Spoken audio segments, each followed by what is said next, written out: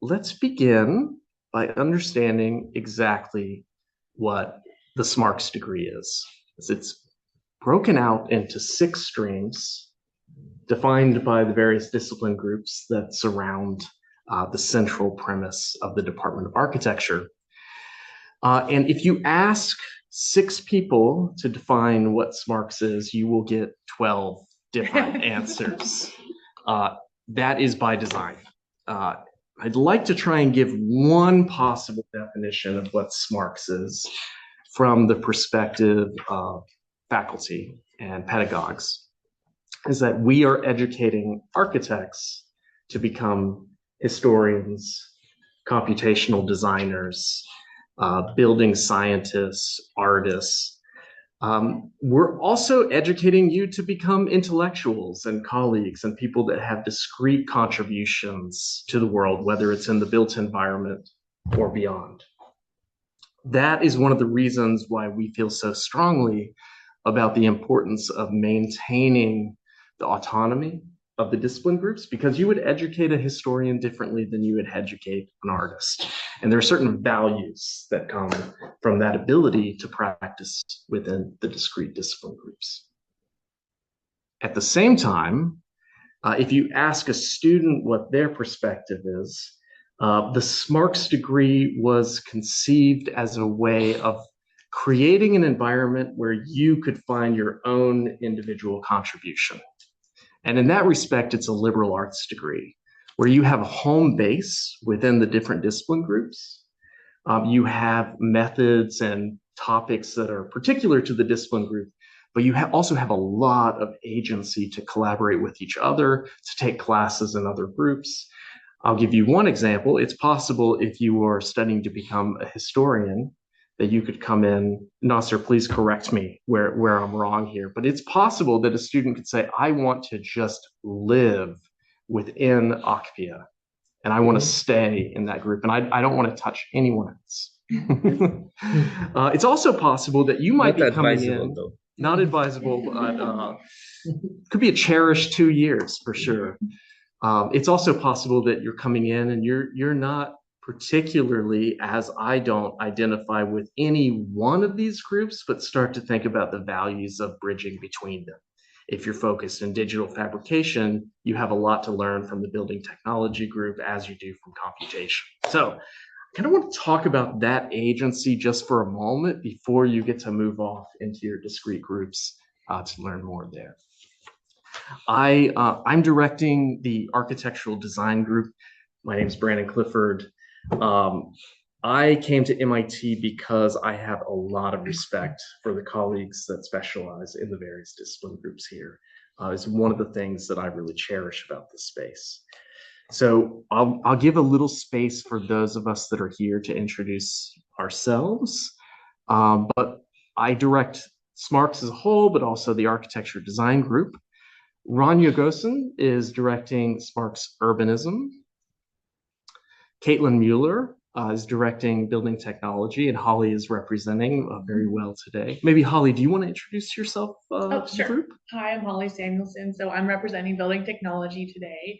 And as Brandon mentioned, it's our leader is Caitlin Mueller, who is incredibly available and generous with her time. And so right now she's actually working with a student on a PhD defense, but she'll be here later today. So we're both available to answer any questions you might have. And from the design computation group, Larry Sass is directing the group and handing over the reins to Skylar. And Skylar has a unique perspective, having been an alumni of the SMArchs program. Yep. So I was a student 18 years ago, SMArchs computation, and then became faculty. And I teach across all the different groups. So undergraduate, I direct the undergraduate design program, and then I teach in SMArch, often option studios, and then I'm often teaching in SMArchs, somewhere usually in Thesis or Thesis prep and advising, and then I run a research lab called the Self-Assembly Lab. And then Arindam Dutta is directing the History, Theory, and Criticism group, and Nasser hand the reins. There's a B missing in my name, so just in case anyone I inherited this from Anna. I should take the blame for not correcting it. No, it's I'm okay. sorry I mean, for the this happens disrespect. all the time. So my name is Nasser Rabbat. I'm the oldest faculty in the Department of Architecture. Basically, I've been here since 1984. I did my PhD in the HTC program, and I joined the faculty in 1990, and I direct the AKPIA program, which is the only program in the school that focuses on non-West. Otherwise, everyone else, their focus, their research, mostly in the West, even if they sort of like sometimes venture a little bit out here and there. We have 3 associated faculty with the program, and we teach the whole gamut of history, theory, and criticism, heritage studies, art, and a little bit of environmental studies. We are fairly affiliated with the HTC group, and I can speak a little bit of the HTC program because we also sponsor a PhD program within the HTC group that is funded by the AFM program for Islamic architecture. So in the case of the HTC, it's a program that is mostly PhD students, but we take, I don't know if any of you here is SMArchs HTC, anyone?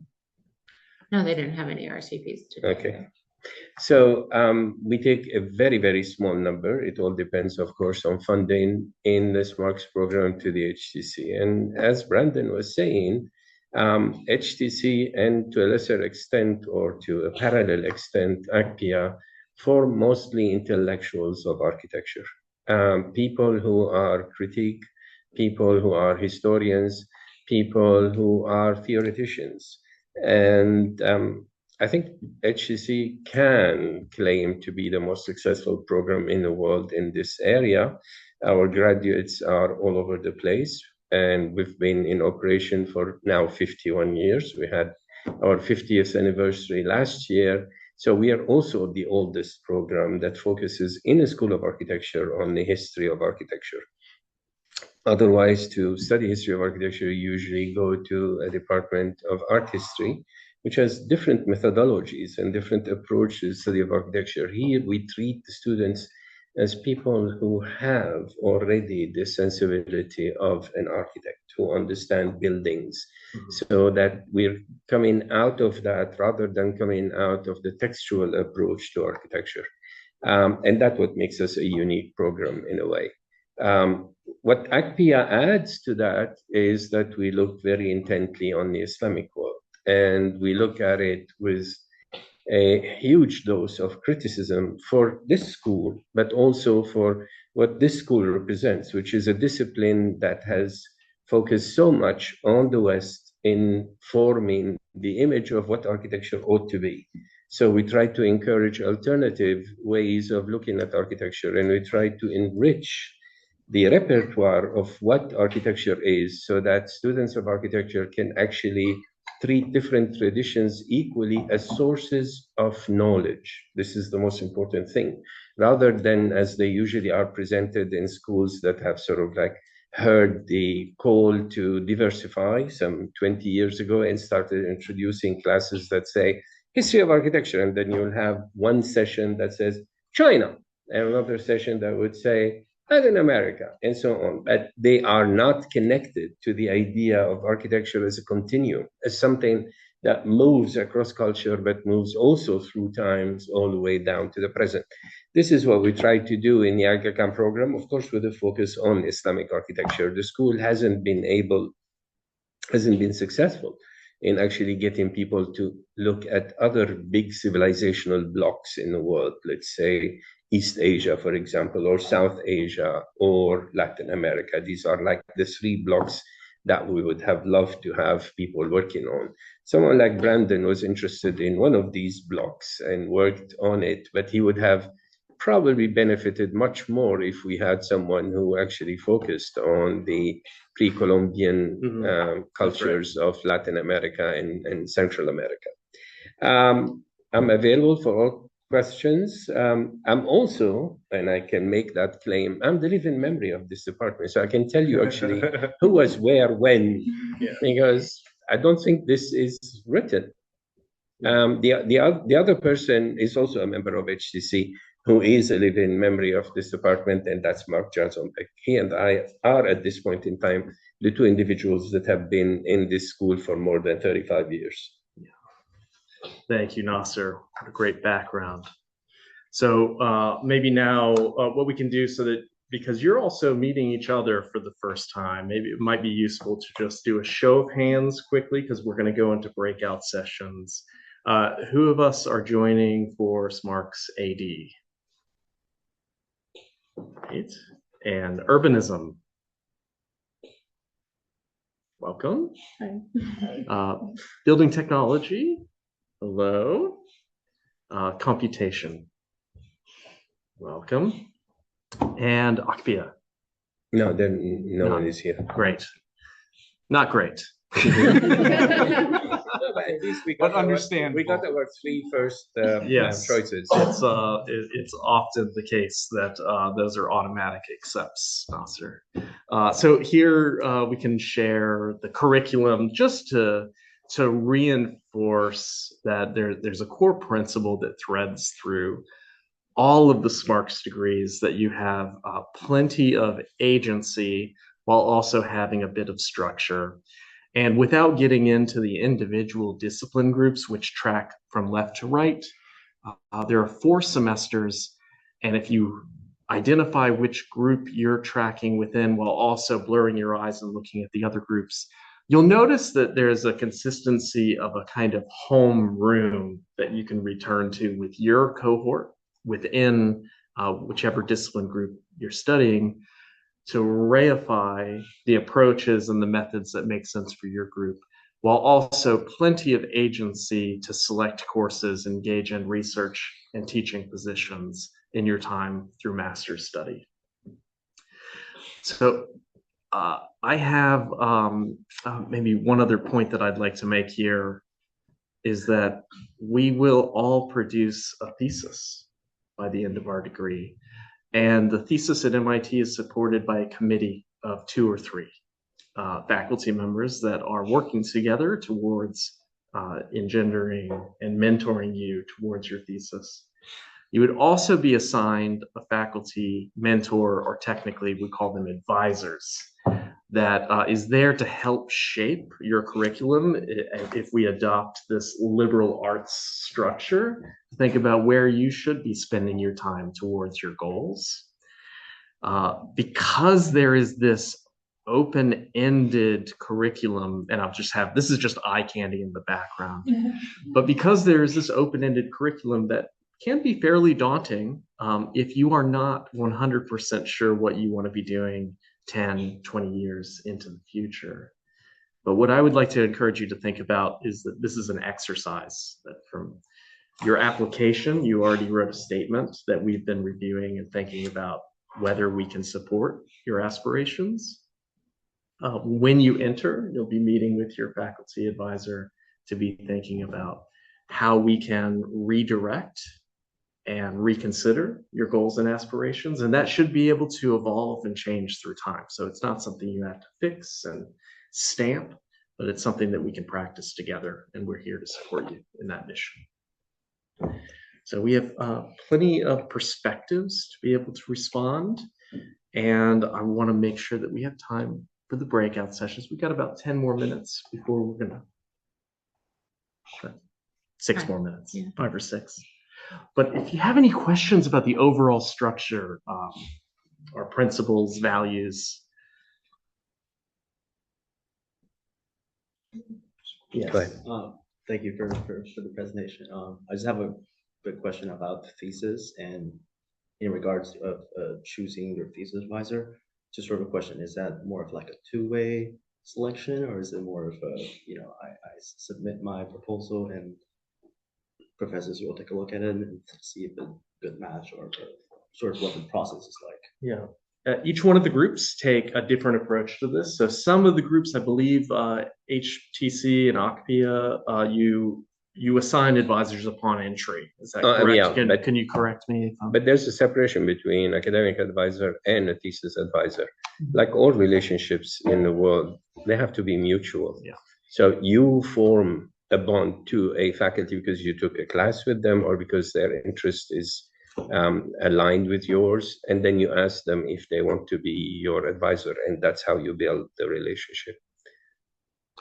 Yeah, I think that's a great general answer, and then I would say that each one of the discipline groups have a structure through, for instance, the thesis prep course or methods to start to build those relationships and advise on how to do that matching process. But you're not left into the ether to just have to forge relationships on your own without any structure. We are there to support you. Yes. So related to that, is it then does it work the same for RA positions and TAs? Well, TAs, I saw there's like a job portal, so it's much more of a formal application process. But for RAs, do we just reach out? Is There are two answers to that. That's a really great question. One answer is that there's a process. If the funding is coming through the department, similar to what is offered in your admissions letter. Maybe I should also say we all have the same offer. This is something we feel really strongly about here at MIT. Everyone has the same offer. There's no competitive environment upon entry. As part of that offer is an RA or a TA opportunity. We have a process, if the funding's coming through the department, to allow you to apply to different opportunities, and then the faculty also do a ranking, and generally the students' goals supersede the faculty if there's a mismatch of some kind. But if the faculty member has research funds of their own, that match can be made at any moment in time. Okay, so it ultimately depends on the source of funding. Yeah, it depends on it depends on the source of the funding. Is there anything I'm missing there? No, I think that in the package it's 1 semester RA, right? In the first year. Yeah, through the department. Outside of that, if you want to do an RA, just reach out to the faculty. You might meet them through class or through the discipline group or through advising or whatever, and just reach out to them and talk about what kind of opportunities they have. Perfect. That's clear.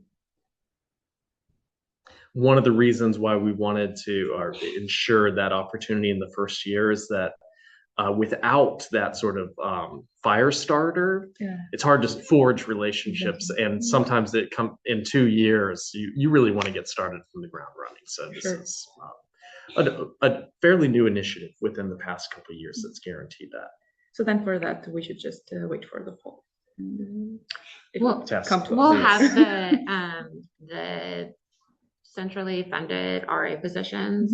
We're still figuring out which ones those will be and which faculty those will be working with. So once we have those settled, we'll be sending out the opportunity to the folks who are eligible for those so that you can apply. You will know about it for sure. That's great. And the TAs will only start to recruit before the semester starts, or was solidified? The TAs were choosing, the job board for the TAs closed yesterday. For the fall. For the fall, yeah. But then for the spring, it will open in like October. Tessa, help me out here as well, is that the first round of TA opportunities closed this week, but it is a common practice that there are subsequent rounds as we move towards the we have the majority of the positions posted in the first round, and there's often a second round with a few positions that may still need to be filled. There are not usually very many in the second round, and recently there is very seldomly a third round. Unless something happens and we need to repost. So if you want to get involved in the second round, you have to commit today. Basically. No, so the job board has closed for the fall. It closed yesterday. And so at this point, in the event that we have positions that may still need to be posted, we will send out a new email saying that there are still positions open, and then you can apply at that point. But at this point, if you didn't see it or didn't have an opportunity or just chose not to apply for TA positions, then you'll just wait until we have that potential second round. But we will be sending out this information about the RAs once we have it all sorted. I'd also say that like the first semester, first year, it's less likely that people will do TAs or RAs other than if it's through the department's RA allocation. Just because you're getting here, you're getting to know classes, you're getting to know faculty, what are the opportunities, what do you want to do? It's not that no one does it, but I would say most people for TAs especially would be like second semester. Yeah, I think I'm sure this can be anxiety inducing to think like I just missed the opportunity. You missed one of so many opportunities that come, and the real challenge as you speak with the current SMArch students is making decisions about where you want to focus your energy. I just wanted to make a note on that, the centrally funded RA positions. It's such a great opportunity. I worked with someone last semester who was not in building technology, and we had such a great time doing this research together. And she brought a different perspective, and I brought a different perspective, and I feel like she's in my lab forever now. I mean, she's going to come to our, lab meetings and give us ideas that we're still for fun working on a paper together. And so just even if the RA ship's not necessarily in your focus group, be open-minded. Well, thank you so much for coming. I want to make sure to preserve plenty of time for your breakout sessions with your discipline group.